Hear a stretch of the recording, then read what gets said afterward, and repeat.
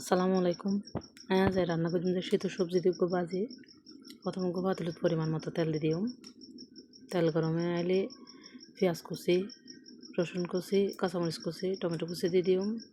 তারপর দিয়ে দিন যে পরিমাণ মতো হলুদের গুঁড়া, মশলার গুঁড়া, স্বাদ মতো লবণ।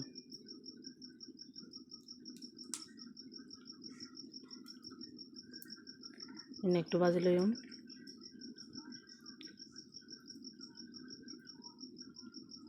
এরপর দিয়ে দিন যে ডিম।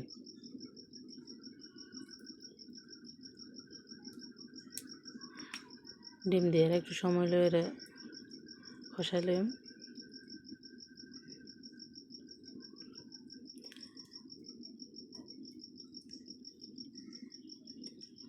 তারপর দিয়ে দিন যে সবজি এনের লগে আরও সবজি অ্যাড করুন যাব। আর হাতের পাশে যা ছিল তাই দিয়ে ফুলকপি, আলু, পেঁয়াজ কুলি একটু ভালো করে মিক্স করে লইম। একটু সময় লইয়ে রান্না করে লইম। এই তো আর রান্না গিয়ে এখন ধনিয়া পাতা দিয়ে নামালে